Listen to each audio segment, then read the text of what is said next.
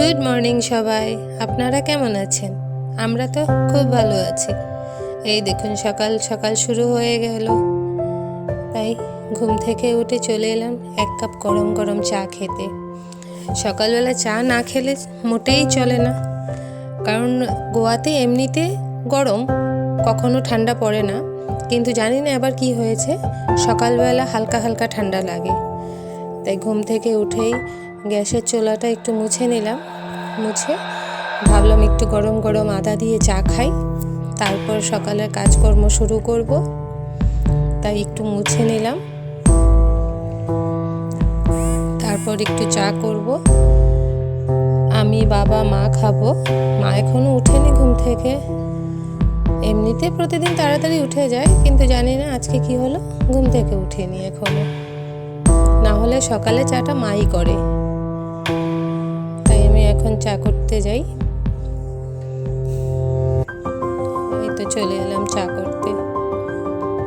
একটু চা করব, আর যে দুধটা আছে সে দুধটা গরম করব, কারণ আমার হাজব্যান্ডও একটু দুধ খেয়ে যায়।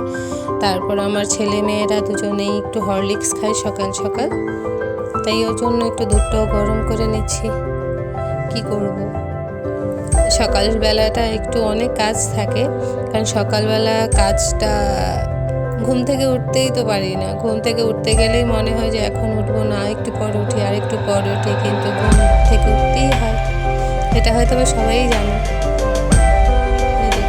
একটু চা করে নেবো গরম গরম, চা করে তারপর বাকি কাজগুলো করব। অবশ্য চা করতে করতে বাকি কাজগুলো করছি। এখানে হাজব্যান্ড লাঞ্চে নিয়ে যাবে ছোলা, ও দুপুরবেলা একটু ছোলা খায়, আর ছোলার সাথে একটু শসা, একটু টমেটো এগুলো করে দেব, আর একটু দুধ খেয়ে যাবে, আর সাথে খাবে ওটস। তাই ওগুলো রেডি করে নিচ্ছি তাড়াতাড়ি করে।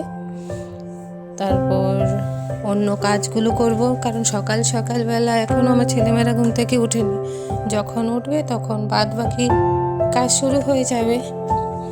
এটা শুধু মর্নিং রুটিনটাই দেখাচ্ছি, আর এখন আমার ছেলে মেয়েদের ছুটি, তাই একটু দেরি করেই ওঠে, তাই ওদের টিফিনটাও একটু দেরিতেই করব। এখন তো গোয়াতে পুরো সিজন চলছে। গোয়াতে মানে নভেম্বর, ডিসেম্বর, জানুয়ারি, ফেব্রুয়ারি পুরো ফুল সিজন থাকে। এখন প্রচণ্ড গোয়াতে ভিড়, আর ওদের ক্রিসমাস ছুটি থাকে 12-13 দিনের, তাই ওদের ক্রিসমাসের চলছে, ছুটি চলছে, তাই ওরা একটু দেরি করে ঘুম থেকে ওঠে। না হলে দুজনেই স্কুলে বেরিয়ে যায় 6:30, 7টা নাগাদ বেরিয়ে যায়।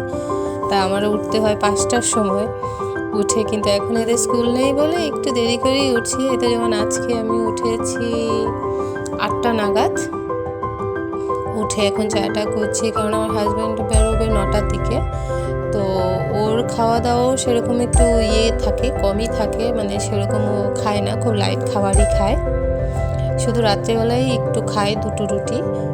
এই তো এখানে ছোলা একটু সেদ্ধ করে নেব, কারণ কাঁচা ছোলাটা তো খাবে না, ওটাকে 2টো সিটি লাগিয়ে নেব।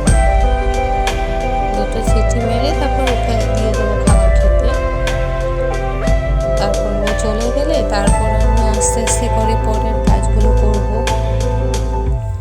কারণ বাচ্চারা একবার ঘুম থেকে উঠে গেলে খুব অসুবিধা হয়ে যায়, কোনো কাজই করতে পারে না। স্পেশালি মেয়ে উঠে গেলে আর কোনো কাজই করা যায় না ওর জন্য। এটা লাগবে, ওকে ব্রাশ করানো, ওকে এটা করানো, ওকে একটু রেডি করানো, কারণ একটু সময় নেয়। এক চুলায় দুধ হচ্ছে, আরেক চুলায় আমি একটু ওটস করে নেব ওর জন্য, আর চাটা ছেঁকে নিই। মা যেহেতু এখনও ওঠেনি ঘুম থেকে, মাটা এখন ছাঁকবো না, আমারটা আর বাবারটা রেডি করে নিচ্ছি। মা যখন উঠবে তখন ও গরম করে মা আবার খেয়ে নেবে, তাই মারটা রেখে দিলাম। দেখুন এখানে সিটি লাগিয়ে দিচ্ছি, দুধ হয়ে গেছে। এখানে আবার ছোলাগুলো সেদ্ধ হচ্ছে।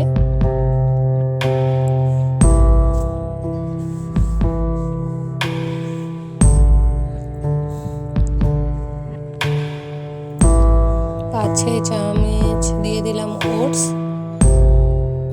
ওটসটা এখন ভালো করে জাল করে নেব, কারণ একটু কাঁচা থাকলে ও আবার খেতে চায় না।